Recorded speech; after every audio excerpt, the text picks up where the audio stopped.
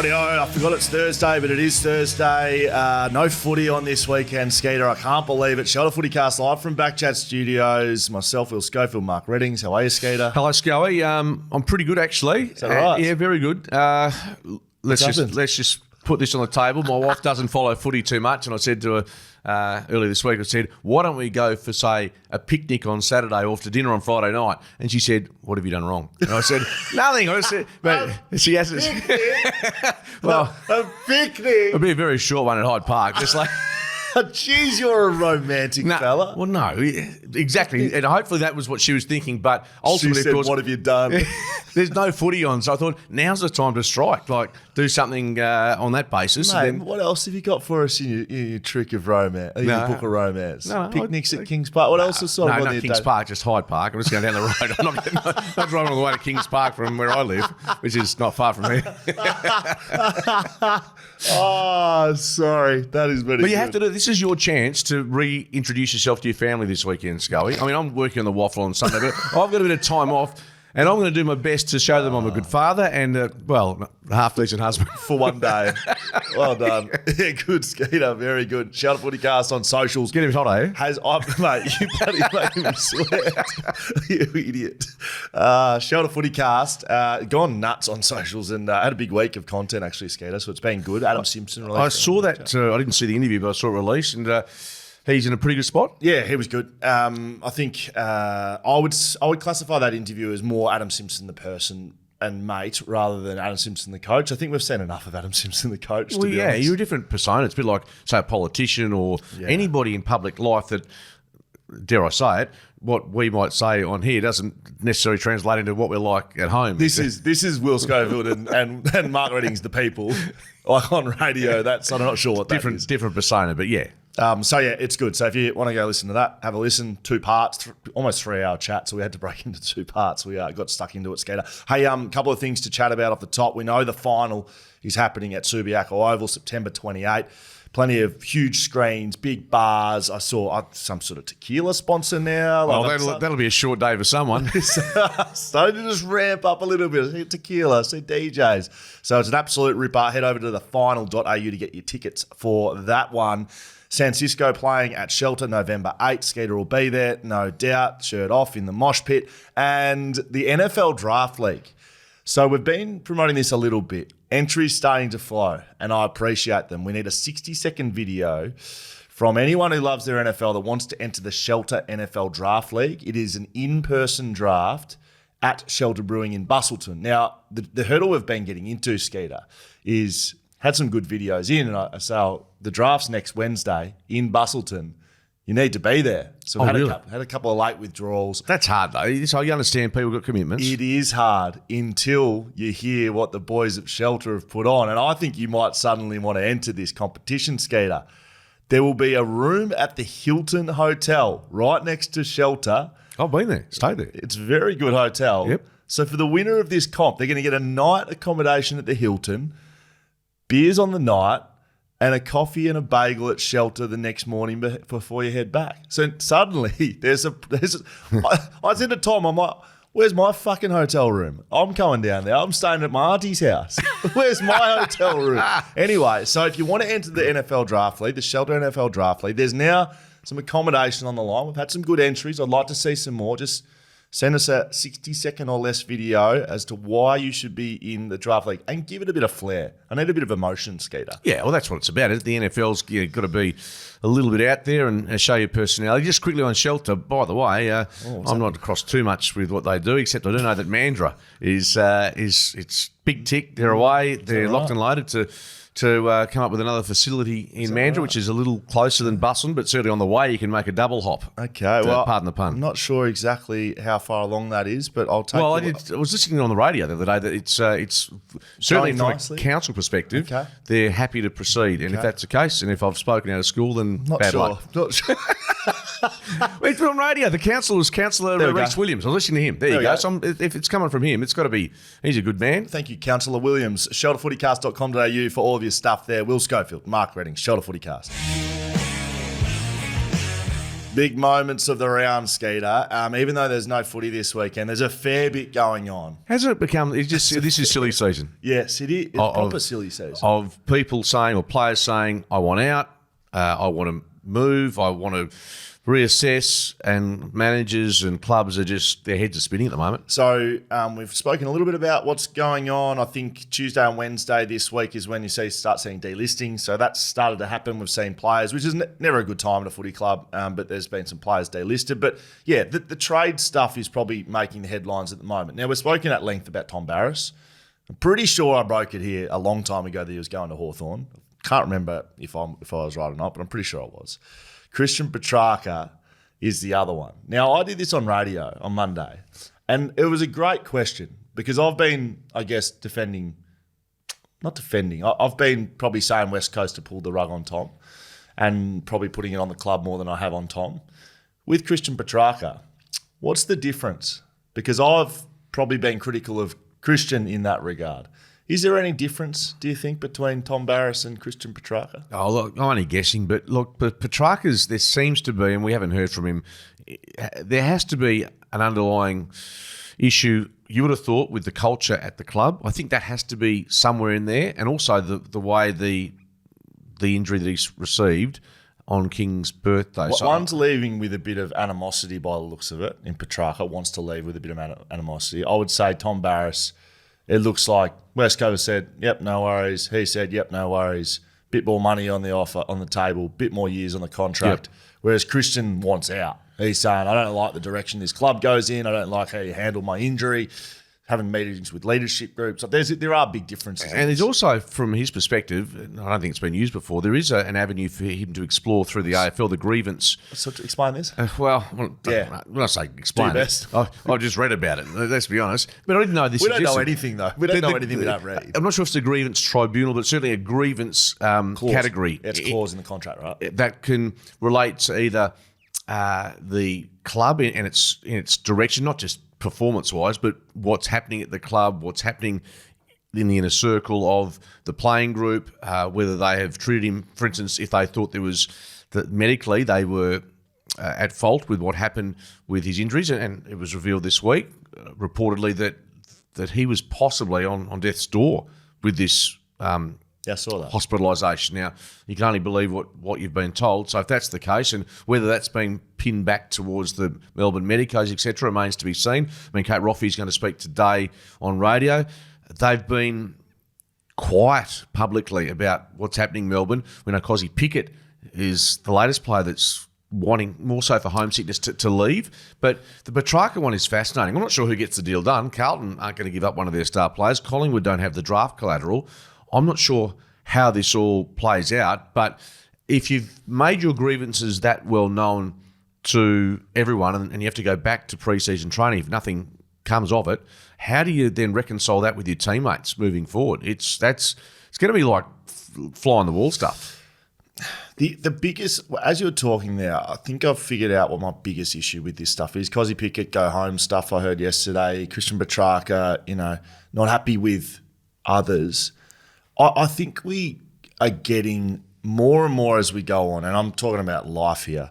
We're getting more and more in the category where we want to put it on everyone else other than ourselves. And the responsibility, the personal responsibility that people take, whether it's Christian Petrarca, whether it's Tom Barrass, where it's whoever it is, the personal responsibility you take on yourself, what you can control, what you have to do with the choices you make. I feel like we're trying to, especially in footy, trying to pass it on to other people. What can the club do for me? What brand deal can I get? It's all about me, and then it's everyone else's fault when things go wrong.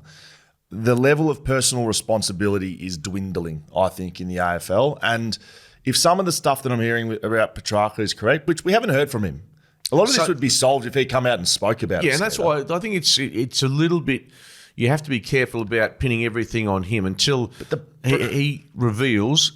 From his perspective, it's a bit like going back to, say, the Eagles back in the days when they were going through real troubles. I'm talking about the drug culture that was engulfing. And so let me just throw a name up at you. Say Mark Seaby or Ash Hansen, guys who were considered absolutely just, ticking every box. All that sort of stuff. The Jamie Grahams, these sorts of blokes.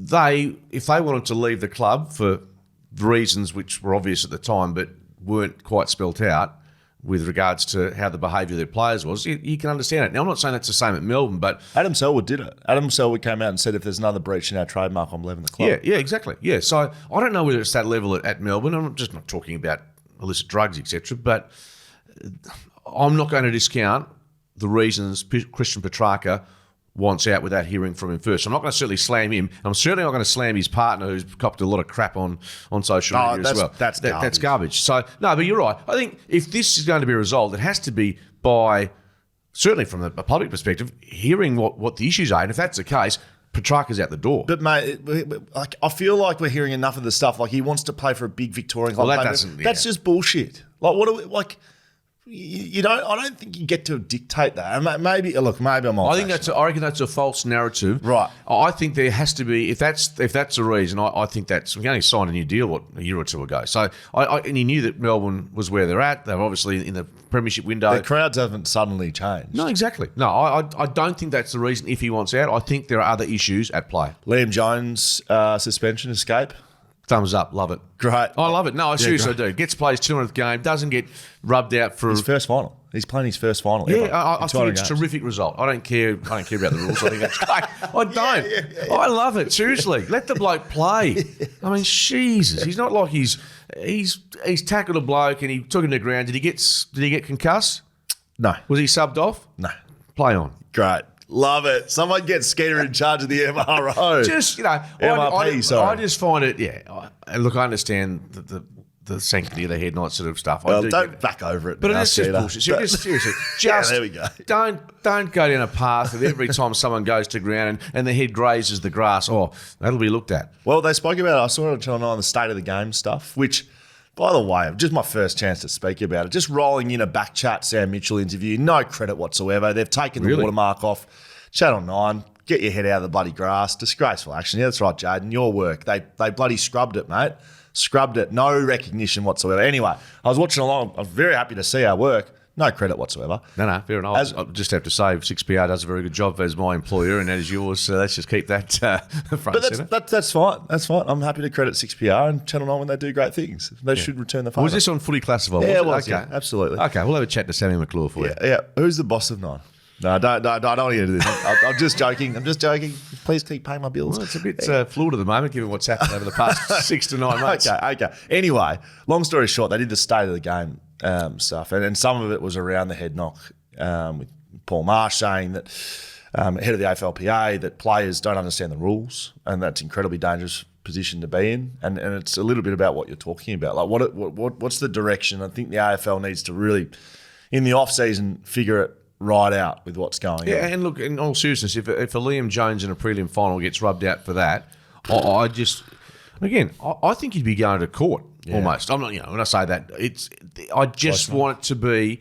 I think we've gone so far in the direction of the protection angle that I really feel sorry for players. Yes. Whether it's tackling players, how to bring them to ground. You obviously can't bump them now, or you can, but there's the inherent risk there. So I've got grave concerns how this is going to play out for a player before the grand final. I'd be, I'm prepared to say that there's going to be one or two instances in the prelim final where this could raise its head again. We're going to be reviewing the seasons of some of the sides that missed finals this year in a little bit, but I want to ask you just a short bit on your thoughts about these trade requests. So Tom Barras Hawthorn. Great fit. Yep, great fit. Happy for him. Yep. And I think the Eagles should win. A first round pick and then something. Yeah. What that something round, is? Future something. Yeah. Player. A player. Again. So apparently, Granger Barras is apparently uncontracted. So he's the one I threw his name up months ago. He was picked 6, and apparently he can just walk, and West Coast can get him. So I don't know if he'll be involved in the package. Yeah, but he's the guy that I think. Look, he went across from Swan Districts to the Hawks. He's been injury riddled, but yeah, that could be part of it. No, I'm happy for Tom. Shea Bolton, Freo is the reported link. Yeah, the more again, I don't want to be giving up 2 first rounders for him. Yeah, but if you can get Shea Bolton, good you can do the business. Liam Baker, West Coast. Some people are surprised he's picked West Coast. He wants to go to Western Australia. I'm not surprised. You're not going to fit in at Freo. not that you're not going to get a game, but you're going to be a depth player at West Coast. You're going to be one of the better midfielders. There's going to be salary cap space. You'll be getting paid more at West Coast. I'm not surprised at all. And he was a West Coast fan. Not that that actually has anything to do with it. No, well, but yeah, I think you're right. The salary cap issue that is at West Coast, which isn't an issue, I think that'll probably play. In fact, that's where he's wanted to go, it sounds like, for some time. So good luck to him, and he's going to go through some tough... Mind you, either way, to be honest, either way, if he'd stayed at Richmond or gone to West Coast, there's no silver bullet there. Daniel Rioli, Gold Coast. Well, when you go up mid-season to visit your old coach, it's a fair sign that you're heading in that direction. And look, with him and maybe David Noble... John Noble. Yes. David, of course, his dad. Yes. John Noble go up at the Gold Coast. Yeah, they're starting to hopefully build something. I don't know about Craig McRae saying, "Hey, we're not particularly interested in moving John Noble on." How about pick him in the premiership then, Craig? Yeah. You think? Do you know that? Yeah, no, don't say Craig. But yeah, Craig McRae's right. But that's his name. Yes. His name's Craig McRae. Yes. There's no issue with him leaving out of the grand final team. That's the way it rolls, as you know, Schoey. But you can see why he wants to leave. He wants to. He probably feels... Clean slate, because that would sit in your shoulders for some time. Yeah, probably forever. And, mate, I just want to finish off on the Waffle finals. They start this week. East Perth has the bye. Yes, because they've finished top, so they get the second semi-final. So Hammer, our mate, gets a chance to get the leg right, which is great. Saturday down at Peel, the Thunder, who'll have 12 Dockers listed players up against Swan Districts, who are going to be missing Tom Edwards, who's one of their key. Mate, he's a really spectacular mark and good forward. But Swan's a bit of the feel-good story, I've got to say, of these final series. I think this is the first time in about a decade they've had the double chance. So they play Saturday. I hope they go well. Thunder, obviously, under Adam Reid, really good job first year for him. You've got some talent there, let's be honest. Yes. And the locals, including Ben Hancock and Blair Bell, all those guys have been outstanding. Then the Sunday, East Fremantle, running premiers, knockout final v Claremont. Because they done well to make it, East Fremantle. Didn't they start slowly? Well, they started slowly because they had 4 premiership points deducted with a salary cap. So they were negative. That's a slow start, Schoey. Yeah, so they've been under the cosh for a fair while. Tigers started slowly. They were 0-3. Right. And then they beat Subi at the weekend to clinch 5th spot, which meant South was out. So so I was just looking at that. So there was some big games, right? East Perth had to beat Peel to finish on top. Whoever won that got the minor premiership, which is a big advantage in the Waffle. And so Sunday, Father's Day, of which we'll both be, I expect to be just wined and dined down a Hyde Park.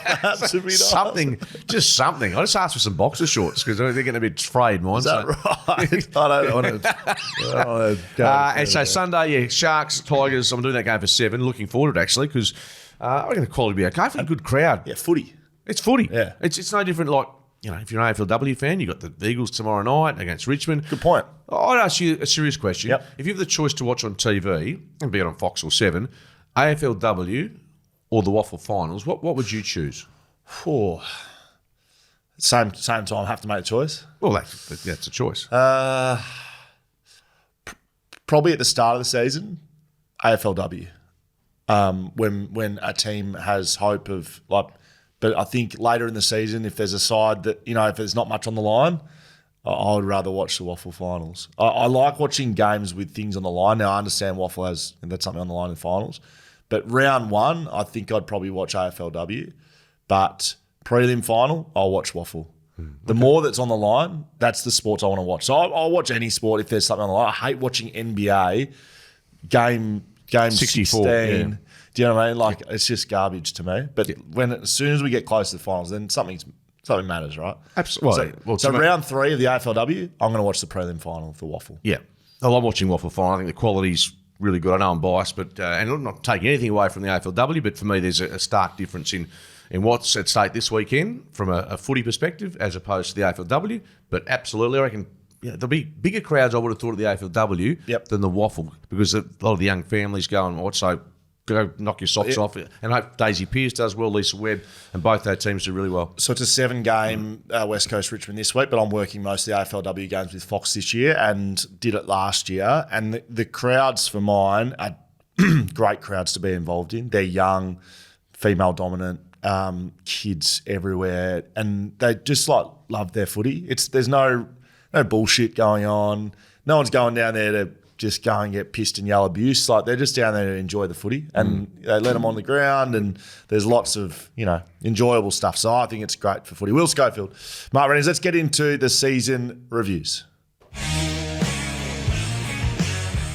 Thank you, Jaden. Let's start with Freo, shall we? They finish in 10th position. Skeeter, 12 wins, 1 draw, 10 losses. Let me throw some positives at you. Let's start on the positive side of things. Josh Tracy, unlucky to finish the year injured. If he had kept going the way he was, I think he was a real chance for All-Australian. Yeah, that's confirmed. 45 goals in 20 games. And it wasn't just his goal-scoring ability. It was also what he did, I thought, around the ground as a lead-up player. No, he showed such great development. His hands really, got to be honest with you, early in the season, at the start of the season, he still had inability to take those big marks, but he's easily, I would have thought, the most improved player at the Dockers this year. 5 players in the All-Australian squad: Luke Ryan, Jordan Clark, Caleb Sarong, Andrew Brayshaw, and Hayden Young. That's a positive. It's a positive and a negative for mine. Absolutely. It's a positive.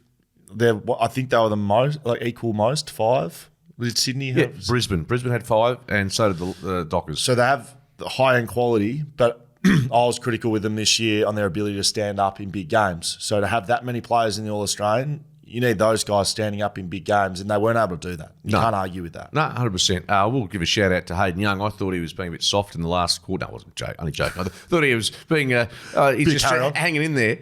As it turns out, I thought, he might have a little calf niggle or a cramp. He had a broken leg. So we'll give you a pass, Youngie, for that. A broken leg, and he's out there. I would have been in hospital. He looked like he had a broken leg. Yeah. I was watching, mate, it was like he was got a wooden leg. Fire up. And he broke his leg.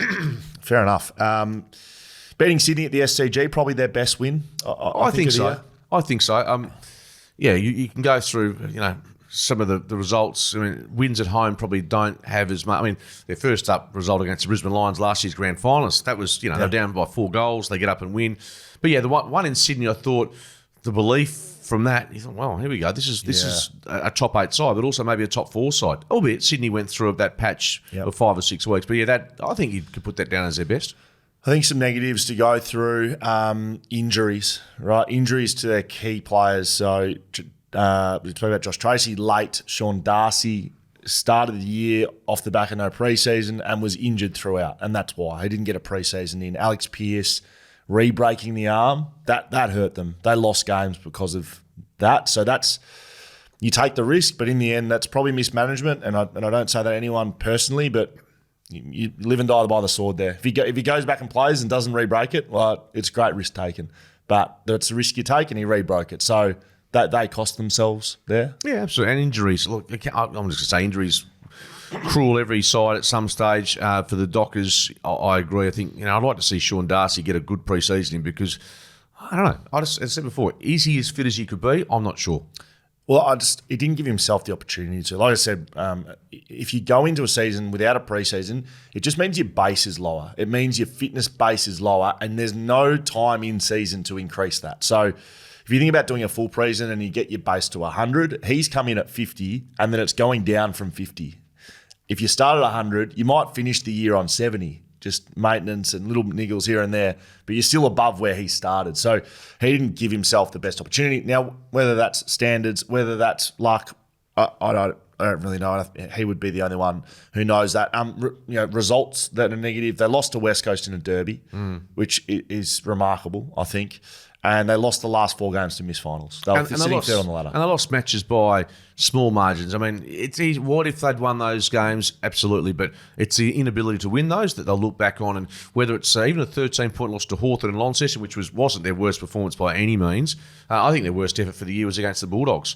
When they came off the bye, I think it was, and they got absolutely trounced at Marvel, albeit the Bulldogs are playing finals and are a very good side. But yeah, those tight losses, Port Adelaide and Carlton in Adelaide, the Derby no good, Essendon by a point at the MCG when they led by 4 goals with 15 to play. Yes. I mean, you can blame injuries, you can blame lots of things, but I think they had the destiny in their own hands and they botched it. Yeah, it's the moments. Spot on. Player movement. So Shea Bolton, we've spoken about him linked to the club. He'd be a great acquisition as long as you don't pay overs for him. The futures of players, Michael Walters and Nat Fyfe, they've got 2-year deals, second year of their deal coming up. Nat Fyfe, for mine, as the year went on, it looked like he lost confidence with ball in hand, which is a very big issue for a midfielder. Yeah, right? it looked like he didn't want to kick the ball Didn't regularly. want to kick it, but then even in that last game, he was handballing forward spinners and he was missing basic handballs like that. That's not the Nat Fyfe we know and love, 2 Tom Brownlow medalists. Are these two greats of their club, and Michael Wattles was sub. Yeah, are they prepared, do you think, to play some waffle footy next year? well, I think they're going to have to. If you get Shea Bolton in, that's Michael Walters' spot, really, and he's already sub. So yeah, I think you've got to accept that. Any good team will have players that accept the fact that if they're not good enough, they're going to have to go and play in the waffle. And they both look like characters that would be able to cop that. I don't think they prima donna-ish. That doesn't look like that to me. I'm not saying that Fyfe's come back for the waffle after injury, but and they would know after signing that 2-year contract at drastically reduced dollars that the possibility was we don't want them to finish their career in the waffle. And that hopefully isn't the case. But if this team's to get where it needs to, those two players next year aren't necessarily going to be in their best 22. That sounds harsh, but it probably is.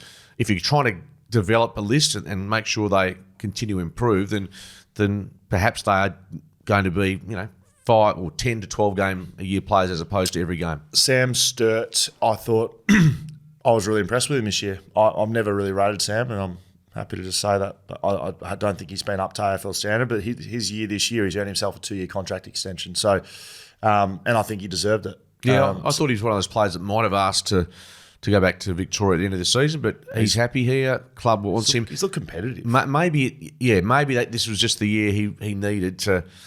What is he like a forward? He's a hybrid. He's a hybrid tall small. He can play taller, but he's not tall. So my point is it still like a small forward, still a tough role to play or not? Yeah, absolutely. And you got to have great fitness, but you got to compete. You can't get out muscled by a taller opponent. That's issue. Competing, that's been his issue, but I thought he did that well this year. So well done to him. Strong draft hand. We know that they're looking at trades, but if they need to, they go get 3 first rounders. I don't think that's the worst possible result for Freo. Skeeter need a grade A to F for Fremantle on their season. I'll give you a C. C? Yeah. You can go plus and minus if you like. Just a straight C. C minus. C minus. I mean, wouldn't give them. I think Luke McFarlane gave them a B minus on radio last weekend. I thought that was too generous. Absolutely. I think a C is about halfway. I think given where they were, I mean, some people give them a D, but I think C minus, they're not far off it. They've shown a lot this year. They don't play finals. I'm giving them a C minus. Mate, I hate to do this, but I agree with you. I was going to say C minus as well. So I think we're spot on. Justin Longmuir, just to finish off on, he's been signing short contract deals. That'll become an issue again next year, I think. I was asked the question last time. I think it's a good one. Is it finals or bust for Justin Longmuir next year? Getting close to that, isn't it? If they don't play finals, the questions rightfully will be asked. Speaking to him, I think he would know. He's a very realistic coach.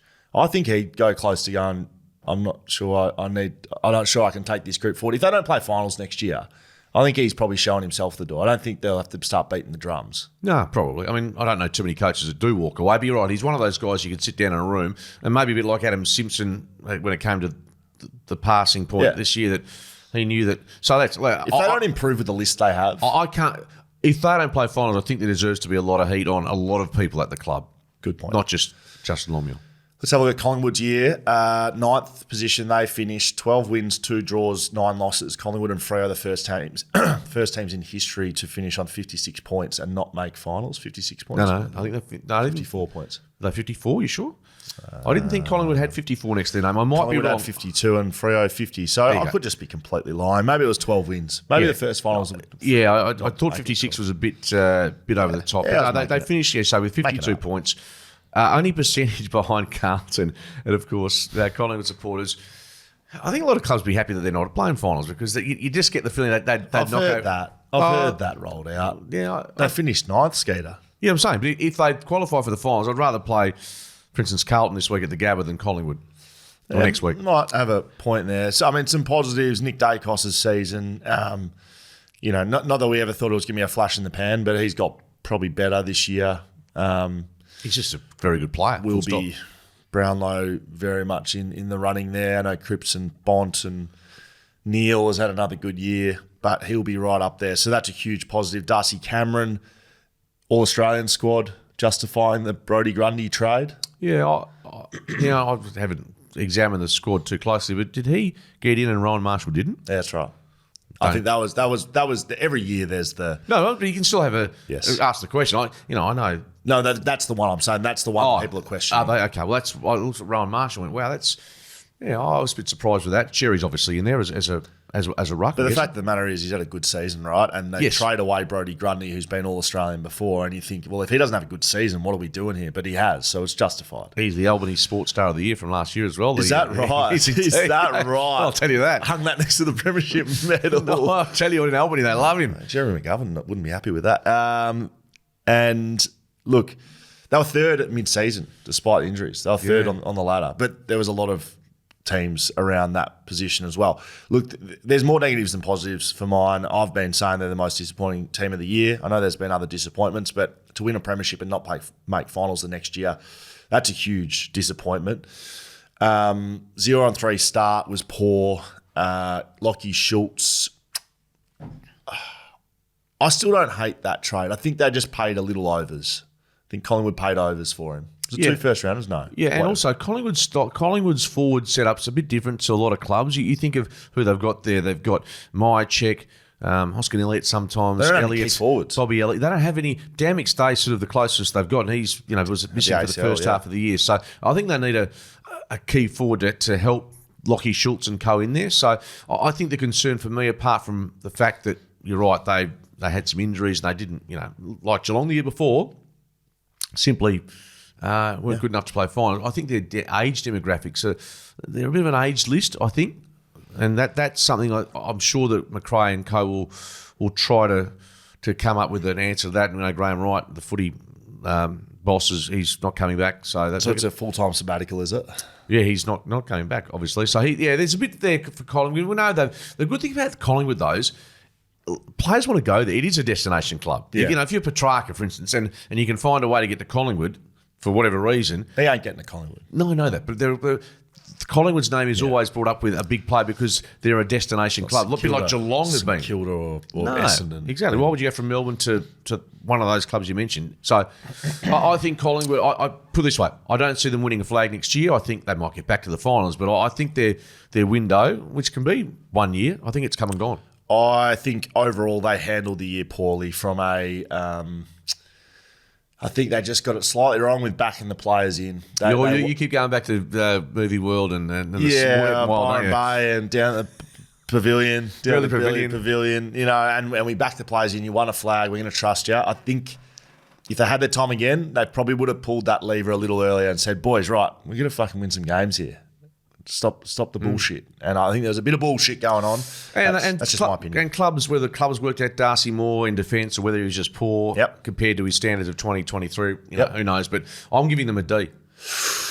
Oh, Skeeter, piss off. I was going to give him a D. Oh, well, that's a D. A C sort of around the mark. I think a D, as you say, when you finish on top and you win the flag, and then next year you don't make the finals, you can't get anything more than a D. And they lost the ability to control their own destiny earlier than Freo, so that's why they're a D. I agree. Bloody hell, Skate. I'm going to go first next time. Excuse me. Essendon. 11th. 11 wins, 1 draw, 11 losses. The trend and the run will continue that I think it'll go to like 9,000 days after the whole off-season that they don't win a final because they're not in the finals. How good do they look at some stages this year? Like it's a bit like, when you start dating a girl and you're having that beautiful honeymoon period and you've gone out on 3 or 4 dates and this is promising. We're heading in the right direction. Then here. What happens? By about date 8 or 9, you realise either you're a loser and you're not up to it, or she probably isn't what you need in your life. So I reckon there's a bit of Essendon in that. How many years have you been married? How many years have you been 25 married? next month. Congratulations. Which I've been, as I said before, in cricket terms, I've been 8 for 63 on the last day of the test match, just trying to save the match and my marriage. And I've just hung in there. In footy teams. Yes. I won't talk about Victoria because she's a saint, and I don't mean St Kilda, I just mean a saint of a woman. What team are you? Like, if you had to pick a team from this year, who is Mark Reddings? As a team? Yeah. if you're talking about yourself as just holding up the tail end. If you listen to my wife and my daughters at home. What do they think you are? Well, they think I'm probably like the Eagles this year. West Coast. Occasionally show some signs, but basically pretty average. But that's been trending in that direction for the last couple of years. Mate, I've been North Melbourne. I've been West Coast. You've got yourself off the bottom of the ladder at stages? Very rarely. Right. No, very not. In my eyes, I'm sort of trending like the Swans, but that doesn't translate to what the reality is. And you should not laugh because I don't think you're far away. Well, I was just thinking the same thing. Who am I? I don't know. I think I'm probably Gold Coast. Oh, you rate yourself that highly? Yeah, like, you know what I mean? Like looking good. Oh, yeah, down the belly pavilion, the sun's shining, $1 million. Meet a mates come and say, "Oh, Will Schofield, BackChat." Yeah, correct. And then this finals reality hits, and you still having Mad Monday with the rest of us. Yeah, that's right. Essendon shithouse. 10-2 they were to start the year, so that's a positive. I mean, you don't look at that as a positive. They start the year. They must do something right at the front end of the year. And like guys like Zach Merritt, he'd be superstar. I think he'll earn a lot of Brownlow votes early on. Yeah. A lot of votes. I think he might even be in front at some stage. There you go. Nick Martin acquisition continues to be a great acquisition by Dodoro, even though he's been, I think he's out the door. I don't know what's happening there, but like there's a lot of criticism over his reign, but he's someone that was picked up that continues to play very well. I think Jai Corwell and Sam Durham. They've found two really good midfielders there. Yep, exactly. I mean, they've done some delistings already, as you know, like Nick Hind amongst those. Saw that. Yeah, but I've been critical of him. You have been critical, but the bottom line is if you're not of use to the club moving forward, and Nick probably would have seen the writing on the wall along with some others. The draftee, the early draftee, Sardis, is that right? Yep. I don't know. Who knows? Elijah Sardis. Yeah. Elijah, sorry. Question marks over the decision by the Bombers, obviously, to draft him at such a high number, apparently, and where he's come, his kicking obviously was a bit of a knock, but whether apparently some clubs came hard with draft picks for him as well, and they knocked him back. Yeah, so interesting to see what happens with him over the off season. But look, Essendon's a hard one to read. But if you're a Bombers supporter, you'd be just as gutted as you are a Fremantle fan, because they were in a position midway through the year to at the very least play finals, and the fall away was significant. I mean, getting beaten by the Suns by a point. I guess the game, because I was invested in them, I think, was against the Adelaide Crows when they led by almost 3 goals late in the game on a Friday night a few weeks ago. They've had probably similarly as many games as say the Dockers have, where they look back and go, gee, we botched that. Conversely, some of their wins were terrific. Some of the great wins, but the Essendon edge, I think, was probably a bit of a negative, that coming out. Again, probably live and die by the sword. They pull the Essendon edge out and they make this run and finish top 4. Essendon edge is, that's on all their marketing slogans for the next 20 years, right? The Essendon edge. But now it looks silly. So that, for me, was an error. Ben Mackay and Jaden Laverde, statistically the worst key defensive pairing in the competition, which is an issue given the money that Ben Mackay is on and the deal they signed him to. They've got key. I said this at the start of the year, I'm sure I did. They've got key position issues. Exactly. Right? Peter Wright was dropped by the end of the year. Sam Draper was playing full forward. Like, he has not taken the step that they want him to take, that to recruit Todd Goldstein, who, while being the ruck coach, was playing in the ruck and keeping Sam Draper out of the ruck. They've got key position issues. No ruckmen, I don't think. No forwards, and they don't really have defenders, even though they've tried to go and get one. Yeah, I mean, Ridley, I think he's been... But he's not a key. No, but I'm talking about, the quality of their defence was the issue, I think, for the past couple of years, and certainly for the first half of this year.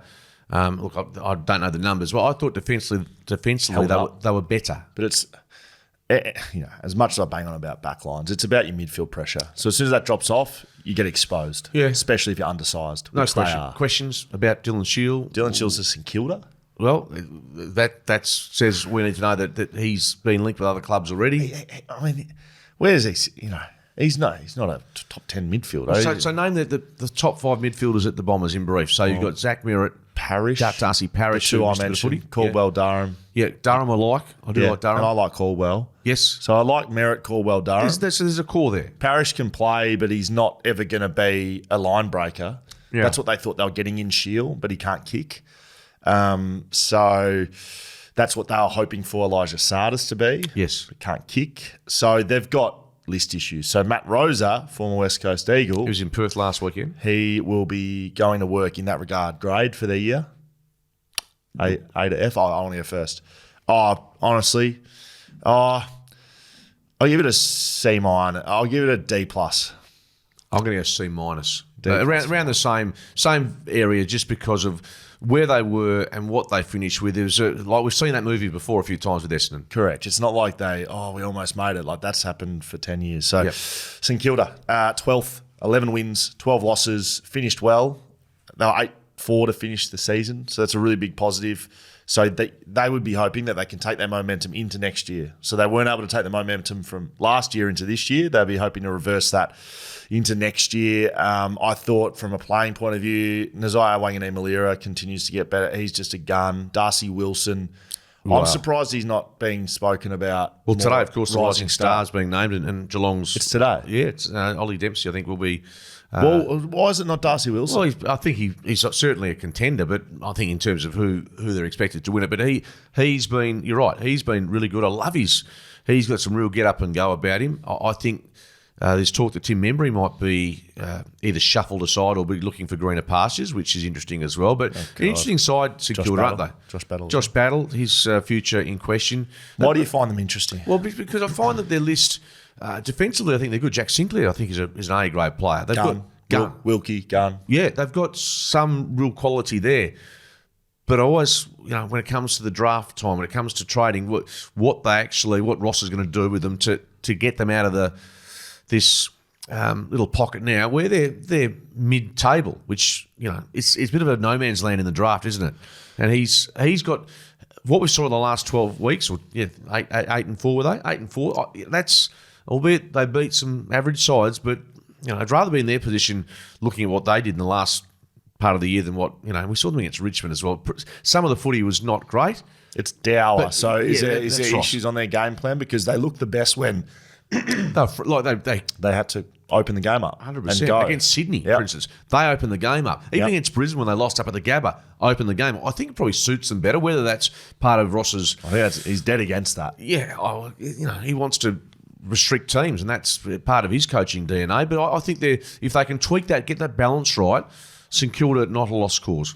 Seb Ross was delisted and not retired. I found that interesting. So that means when you see that, for a senior player, that means he wants to keep playing. Just like if you can, I don't know if everyone knows that, but when you read between the lines, he's won 2 BNFs with them, played 210 games. If you don't retire and you get delisted, that means you're looking somewhere else. So that's an interesting call on Seb Ross. What do you give their year so far? What do you give their year? They finished, they played finals last year, but they got beaten pretty convincingly in their final last year. This year, given how they finished, I'm prepared to give them a C. C+ for mine. Okay. I'll give them a C+. Well done, St Kilda. Gold Coast, 13th position, 11 wins, 12 losses. Same old. But let's get into some positives first, Skeeter. I thought their form in Darwin was quite good. So Gold Coast and Darwin, their form at home was good, right? Yes. I thought Sam Flanders' season was very, very good. He surpassed Gary Ablett for the most ever disposals in a season by a Suns player. Didn't know that. It's very good. But he gets a bit of it. He was elite, and he's a good player. Noah Anderson, star. Matt Rowell continues to be a bull. Like, they've got some big wins. Ben King, 55 goals. That's a good return, isn't it? Sam Collins, All-Australian squad. Sam Collins is a gun. Bit of talk about his future at the club, which seems a bit strange. I love Touk Miller. I know he was injured for a chunk of the year, but he's got some real quality. And I know we're reviewing, but if you put Noble, Rioli, and if they can, they'll probably have to end up doing a deal for Lukosius by the sounds of things. So, and their draft hand, I don't have the numbers in front of me. Their draft hand is going to be really good. Really good. I don't have the draft hand in front of me either, so I don't know. But they've got picks, a bunch of picks inside in the first round. So we talk about the Dockers having good draft collateral, so too does the Gold Coast. So the disappointing factor is then we just named about 10 good players. Mac Andrew, we didn't speak about him. Bodie Hewland, I thought, was pretty good as a defender. Like, they got good players. Yeah, they play like shit a lot of the time, especially away from home. Yeah, I guess the upside to them, they did address that in 2 matches late in the season. I know they beat Richmond and they beat Essendon, and that's, be that as it may. But if you can do that regularly, win 3 games, for instance, in Melbourne during the season, win your 7 or 8 in Melbourne, on the Gold Coast, win a couple up in so you don't have to be winning every game in Melbourne. But if you can win 3 or 4, as you would well know, that puts you right in the mix, as opposed to having to win every game up at home. Correct. No, I fully agree with that. And you just need to knock a couple off. 80% of the club's next premiership team is already on the list from Damien Hardwick pre-season. Yeah, well, it might be right. Correct. So you can't say he's wrong. However, people are taking that as, well, you overrated the list. But I think the list is good, and I think he thinks the list is good too. So they were ranked last in the AFL for kicks inside 50 retention percentage. That means... No pressure. Not that they can't... No. They can't connect inside 50. I thought you said retention. Yes. So AFL for kick inside 50 retention. So when you enter, right... They can't keep it in there. So they either can't connect, they can't get a mark, or when they kick it in, it's coming straight back out. So that, to my point, I was thinking more of the forward pressure. Good point. So they're bottom 3 for scores per inside 50 and inside 50 ground ball differential. So they've got issues with their pressure. I think Hardwick wants to be a pressure side. So it's going to be interesting off-season for them. They need to make finals next year for mine. Like they have to. I reckon I've said that for 6 years in a row. Lukosius could be out the door. Rioli could be in. Noble could be in. Give us a grade. It's in the C territory, isn't it? I'm gonna go C minus. D. Just nothing, mate. Just a D. Just shit. Hated it. Will Schofield, Mark Redding, Shoulder FootyCast. Now, remember to get those NFL fantasy videos in. I've got a couple of questions and comments to get through, Skeeter, today, so we could have a little bit of chat here as well. The All-Australian team coming out today as well as the Rising Star. Very soon. I actually check my phone every 2 minutes to see who's in. Actually, no. Yeah, he's coming out. Today? I'd tell you it could be today. I don't know. I'll keep it up my sleeve. Can I tell you something? I know some players that are in it and no one else knows, and I can't say who they are. Well, there'd be a lot of people that a lot of people worry about. I can't say. I'm trying to look at who's. I can't even. It looks like Stephen Kernahan there somewhere. I think Brendan Wallace down there. Ollie Wines. This is from Derek on YouTube. Ollie Wines said in his interview after the game that he still didn't know who had won the Carlton versus St Kilda game. You may be wrong on this one, Will. Wow. So that was Ollie Wines, who played against Fremantle, hadn't watched the Carlton St Kilda game pre-game. The thing that you were banging on about. Yeah, but to be fair, Port Adelaide didn't have to know. Yeah, that's a good point. So I was surprised hearing that, though. I was surprised hearing that. No, but clearly. No, I know you weren't, because you're banging on about Jamie Graham was saying, they didn't have it on, and they told them just before the bounce. I can understand the Dockers wanting to know, because no point me busting a boiler just when we're playing for ninth spot or whatever it is. Janelle on Instagram, I really enjoy listening to your podcast each week. Thank you, Janelle. But it's very disappointing to hear that Will Schofield doesn't really like the Eagles all much these days, and I don't like that you keep saying that no one wants to coach them, because that is a load of crap. Thank you, Dan, for your loyalty, and Mark for your impartiality. Go Eagles. I would have thought me hating, and I say that in inverted commas, is being impartial. I don't hate West Coast. I just call it how it is. Janelle, I love you. Thank you for listening to the podcast. We really do appreciate it. I'm not going to sit here and pump up West Coast Tigers when they've been terrible, and no one's putting their hand up to coach. So, Janelle, I'm correct. I'm sorry. I'm not sorry. I'm not apologising for being correct. Is that okay, Skater? I know. Janelle, the fact that he ruffled his feathers, that's all I needed for this morning. Fantastic. Lux, YouTube. Skater, quick, we're going to get through these. Skater's go pack up his picnic fucking Hyde Park. Lux. From YouTube, yes, I also copped a strange look from the ladies at the shelter tent when I told them I was a Dow defender at Frothtown. But they said there was another bar set up inside, so I got my free hazy. After a few more of my mates rocked up, you could tell the shelter boys were getting sick of handing out free beers, so I made sure I purchased a beer. Great job, Lux. This is very good. The Dow defender, okay, yep. Broken Chairs on YouTube says, let's talk priority picks. West Coast has the same win-loss record as North had when they got their first priority pick.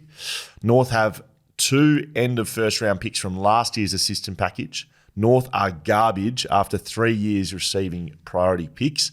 Will North lift the beggars bowl again? Do West Coast get a priority pick or assistant package of some sort looking at precedents?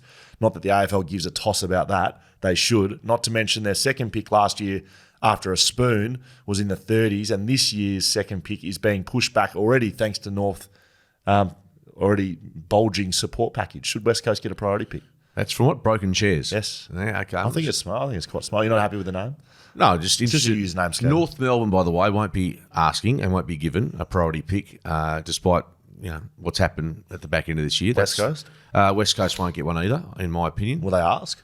I don't think so. Why not? I might be wrong. Well, I don't know if they can ask or not. I don't think they'll get one. Why wouldn't you ask? Because you won a flag 6 years ago. I don't think many clubs are able to justify that and then maybe cry poor about the situation they've landed in. If you win a flag so recently, I think you're probably at disadvantage in trying to convince the AFL. And the fact you're so well resourced as a club, the Eagles are so well resourced, and they have a pretty good history of, over their whole history of being able to bounce back from low times. This is the lowest though. This is easily the lowest time in their existence. Wooden Spoon territory when you were there, even going back to 1989 when they were, they made a final series 88, 89. They struggled under Judgy going back in time when this is the worst period in the club's history. So on field wise, absolutely. Off field as well, mate. The CEO's gone, the coach has gone, the head of fitness has gone, the physio's gone. So Janelle and others who think I hate West Coast, could my criticism, both being correct, could it be that I actually care about the football club and criticism is okay? It's constructive. It's okay to criticise, especially if you're not going well. Is that possible or not? It is. I just hate West Coast. It is. It's broken chairs though, not Janelle. She's living rent free in your head at the moment. G'day, Schoey and Skeet. Just touching on the showdown and from derbies this year. Do you believe the rivalry has become too full on? The abuse between supporters is pretty ordinary these days. Also, why is it whenever someone says something bad about the Eagles, they automatically start referring back to Fremantle? The problems at West Coast have nothing to do with Freo missing the finals. Kane Gordon's made a great point regarding Adelaide Crows fans and the way they always bring it back to Port Adelaide not being as successful, etc., instead of dealing with the actual problems in their own backyard. Love your work from Geordie. So maybe a question for you, Skater. I don't think the abuse. Well, I don't know. The abuse between supporters is pretty already these days. Is that happening at derbies? I've got to be honest with you, because you and I both work up in the Ivory media. Tower. Yeah, so we wouldn't know. I would have thought there's more angst between the South Australian clubs from the supporters than there is here. I think there's a bit more niggle. Just my gut feeling. I think it's become pretty. It's always been relatively passive here in WA, which is great. But also, we like to see a bit of public.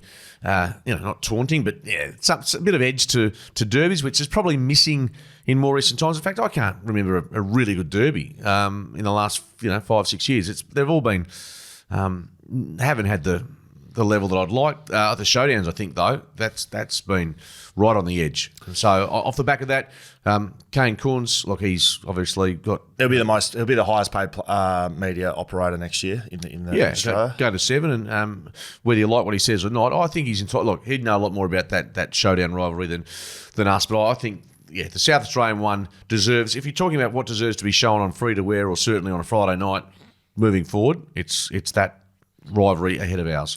This is from Matt in South Australia. So, South Australia listener, hello, Matt. G'day, Schoey and Joe. With all this talk of contract, it's very good, Matt. It's very good. Don't even need to go on with your question, really, because Skeeter's shaking his head and wobbling away. Oh, seriously. When's the last time you've been president, you knucklehead? Schoey and Joe, with all this talk of contracted players wanting trades, not long after signing long-term deals, should the AFL implement maximum contract lengths of only 3 or 4 years that both clubs and players must see out? So part of their contract, they have to serve that. And that way, if clubs or players get disgruntled, they only have to tough it out for a few seasons, because right now contracts aren't even worth the paper they're written on. I think we've discussed that a little bit, but the second part of Matt's question, which I'd be very interested in, Skate. Also, what are your thoughts on doing a live show here in South Australia before Gather Round, the Shelter FootyCast live from Adelaide? You know what? I've been doing this show with you for a couple of years. Haven't been invited anywhere, to be honest with you, apart from Busselton. So if I can get out of this state and enjoy some hospitality, because we actually, we're quite entertaining together. So I would have thought South Australia, haven't been to Gather Round, you have. I'd certainly jump at that, but, might need a place to lay a hat. When are you off on your international trip? End of September. Right, okay. In regards to Barris trade, I don't understand why we would accept anything less than 2 first-rounders and 1 in the first 10, as the Hawks, in my eyes, are our biggest rivals, lost 2 grand finals to them.